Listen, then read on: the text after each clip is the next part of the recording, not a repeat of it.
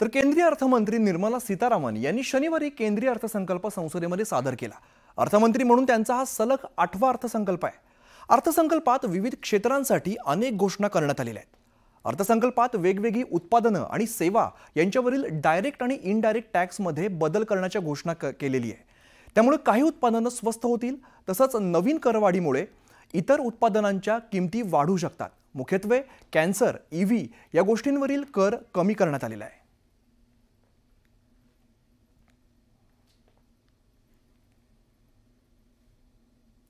तर आजच्या अर्थसंकल्पामध्ये नेमकं काय स्वस्त झालं आणि काय महाग झालं आपण ग्राफिक्सच्या माध्यमातून समजून घेऊया। तर आपण बघतोय मोबाईल हे स्वस्त झालेले आहेत। आपल्या रोजच्या वापरातल्या या वस्तू आहेत, मोबाईल स्वस्त झालेला आहे। तसंच इलेक्ट्रिक वाहनं ही सुद्धा स्वस्त झालेली आहेत। तसंच टीव्हीचे पार्ट्स हे स्वस्त झालेले आहेत। स्पेअर पार्ट्स जे आहेत टीव्हीचे ते स्वस्त झालेत। तसंच औषधं सुद्धा स्वस्त झालेली आहेत। आपण काय स्वस्त झालं हे सध्या पाहतोय। यामध्ये चामड्याच्या वस्तू सुद्धा आता स्वस्त झालेल्या आहेत। तर आता नेमकं महाग काय झालंय, आपल्या खिशावरती केव्हा ताण पडणार ते आपण समजून घेऊया। तर आपण बघतोय घरं महाग होणार आहेत। अतिशय महत्त्वाचा हा मुद्दा म्हणावा लागेल। त्याचप्रमाणे स्मार्ट टीव्ही सुद्धा महाग होणार आहे। कपडे सुद्धा महाग होणार आहेत। आपण काय महाग होणार या वस्तू सध्या बघतोय। तर आपण बघतो काय स्वस्त होणार आणि काय महाग होणार याचा आपण आढावा घेतलाय। खरं तर या बजेटचा थेट प्रभाव आपल्या खिशावरती पडत असतो। तर पुढची आता बातमी बघूया। पालघरमध्ये शिवसेना पदाधिकारी अशोक धोडी हत्याकांडात नवीन खुलासे समोर आल्याने एकच खळबळ उडालेली आहे। दारूच्या अवैध धंद्यामध्ये अडसर ठरत असल्याने बंधू अविनाश धोडी याने त्यांचा काटा काढल्याची माहिती समोर आलेली आहे। या हत्याकांडाचं प्लॅनिंग महिन्याभरापासून सुरू होतं। यासाठी आरोपींनी गुजरातकडे जाणारे 8 रस्ते आणि बंद दगडखाणींची रेकी केलेली होती। हत्येच्या दिवशी पालघर रेल्वे स्टेशनजवळ उभ्या अशोक धोडींच्या कारला जीपीएस ट्रॅकर सुद्धा लावण्यात आलेला होता। त्यानंतर अशोक धोडी घराकडे जात असताना बोरीगाव घाटामध्ये टेम्पोने अशोक धोडींची कार ही अडवण्यात आली। धोडी कारच्या बाहेर आल्यानंतर लोखंडी रॉडने त्यांच्या डोक्यावरती जोरदार प्रहार करण्यात आला आणि यामध्येच त्यांचा मृत्यू झालेला आहे। त्यानंतर 8 रस्त्याने कार गुजरातला नेण्यात आली, पण रस्त्यावरील एका सीसीटीव्हीमध्ये ही कार ट्रॅक झालेली आहे। या सीसीटीव्हीच्या मदतीने पोलिसांनी पुढील तपास सुरू केला। गुजरातच्या भिलाड इथल्या बंद दगडखाणीमध्ये मारेकऱ्यांनी मृतदेह असलेली कार ढकललेली आहे, पण यावेळेला कारचा सेन्सर तुटला आणि हाच तुटलेला सेन्सर पोलिसांना तपासाच्या वेळेला सापडलेला आहे। त्यानंतर खाणीतील तलावात उतरून सर्च ऑपरेशनच्या वेळेला पोलिसांना कार आणि अशोक धोडींचा मृतदेह सापडलेला आहे। या हत्याकांडाचा संशय आपल्यावरती येऊ नये यासाठी हत्येच्या दिवशी सर्व आरोपींनी आपले मोबाईल हे एकाच ठिकाणी ठेवलेले होते। त्या दिवशी पार्टी करत असल्याचा बनाव केल्याची माहिती समोर येते। दरम्यान या प्रकरणात 4घांना अटक झालेली असून अविनाश धोडीसह इतर आरोपींचा शोध सुरू आहे।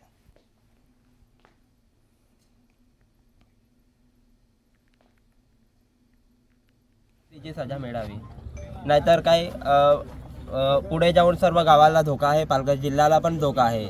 असे एवढे प्लॅनिंग न करणं म्हणजे खायची गोष्ट नाही। सर्व सीसीटीव्ही ते लोकांनी चुकवलेले आहेत। ही तर आपली LCB टीम चांगली होती म्हणून हे लोकांनी शोध लावला। आम्ही FIR टाकायला गेलेले संशयिक लोकांची, तेव्हा पण FIR ते संशयिक लोकांची नावे सुद्धा नाही घेतलेली। आणि दुसरी गोष्ट म्हणजे हे सर्व मिळून आलं असतं अगोदर, पण NCR घेतली, नंतर FIR दाखल घेतलेली नव्हती।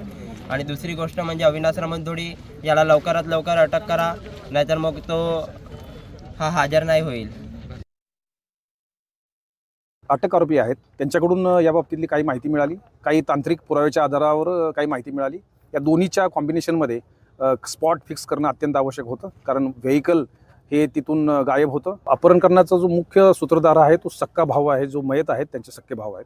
त्यांचे घरगुती वाद पण होते, त्यांचे वादाचे वेगवेगळे कांगोरे आहेत, परंतु आरोपी अटक झाल्यानंतर खऱ्या अर्थाने या तपासामध्ये नक्की कोणती कारणं आहेत की ज्याच्यामुळे हे संपूर्ण कट आखावा लागला याविषयीची माहिती मिळू शकते। तर या संदर्भात अधिक माहिती घेऊया। आमचे प्रतिनिधी राहुल पाटील सध्या आपल्या सोबत आहेत। राहुल, एकंदर जर घटनाक्रम बघितला तर एखादा चित्रपट वाटावा असा हा खरं तर घटनाक्रम बघायला मिळतोय, आणि आता इथून पुढचा तपास नेमका कसा सुरू आहे? नक्कीच आरोपी जे अटक आहेत अशोक धोडी हे बेपत्ता होऊन साधारणतः 12 दिवस उलटले। त्यानंतर त्यांची कार जी आहे आणि कारसह त्यांचा मृतदेह जो आहे तो काल संध्याकाळच्या सुमारास गुजरात येथील एका बंद दगडखाणीतून बाहेर काढण्यात आलाय. मात्र त्याच्यानंतर जी माहिती समोर येते, जी सूत्रांकडून आपल्याला माहिती मिळते ती खरोखरच धक्कादायक आहे. कारण की अशोक ढोडी यांचं अपहरण आणि हत्या करण्याचा कट जो आहे तो साधारणतः 1 ते 1.5 महिन्यांपासूनच या आरोपींकडून सुरू होता. त्यांची वारंवार अशोक ढोडी यांच्यावर वॉच ठेवला जायचा, वारंवार त्यांची रेकी केली जायची. त्याच पद्धतीने त्यांचं अपहरण आणि त्यांची हत्या केल्यानंतर ती गाडी कुठल्या मार्गाने जाणार याची सुद्धा संपूर्ण रेकी जी आहे ती आरोपींकडून करण्यात आली होती. हा मृतदेह कुठे टाकल्यानंतर तो लवकर सापडून येणार नाही यासाठी सुद्धा पूर्ण खबरदारी जी आहे ती आरोपींकडून घेतली होती. विशेष म्हणजे या गाडीला जे अशोक ढोडी आहेत ते अपहरणाच्या 1 दिवस पूर्वी मुंबईत गेले होते आणि संपूर्ण 24 तास त्यांची जी ब्रिझा कार आहे लाल कलरची ती डहाणू रेल्वे स्थानकाबाहेर उभी होती आणि या वेळेला आरोपींकडून या गाडीला GPS लावण्यात आल्याची धक्कादायक माहिती जी आहे ती सध्या आपल्याला सूत्रांकडून मिळते आणि या GPSच्या माध्यमातूनच ते निश्चित राहुल, खरं तर थरारक असा घटनाक्रम म्हणावा लागेल. इथून पुढे तपासात काय येतं हे पाहणं अत्यंत महत्त्वाचं असेल. धन्यवाद या सगळ्या सविस्तर माहितीसाठी. गेल्या 3 वर्षांच्या काळात राज्याच्या राजकारणात अनेक घडामोडी घडलेल्या आहेत.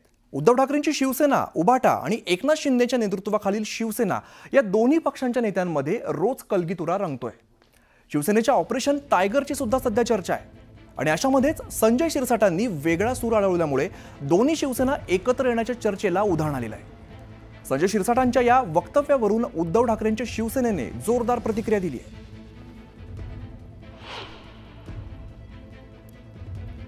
तर 2 शिवसेना झाल्या याचं दुःख आहे असं संजय शिरसाट म्हणालेले आहेत. अद्याप दोघांमधलं अंतर वाढला नसल्याचा सुद्धा त्यांनी उल्लेख केलेला आहे.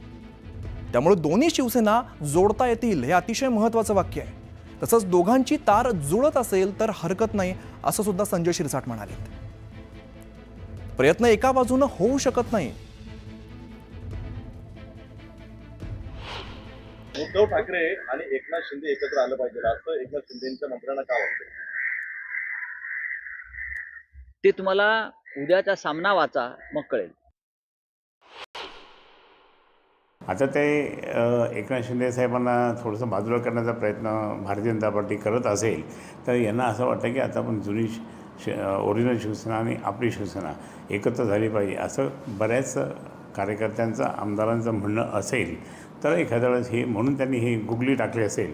पण आता ठीक आहे, तर असेल तर त्यांनी त्यांच्या नेत्यांना विचारावं, त्यांनी त्यांच्या बॉसला विचारावं शिंदेसाहेबांना आणि मग त्याच्यानंतर ती मूव्हमेंट उद्धवसाहेबांकडे जाऊन करा.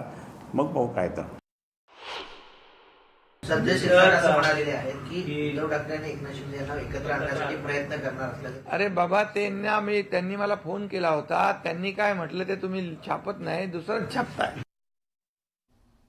तर आपल्या वक्तव्यावरून राजकीय वादळ निर्माण होण्याची शक्यता पाहता संजय शिरसाट यांनी सारवासारव करण्याचा प्रयत्न केलाय. तुमची भूमिका काय?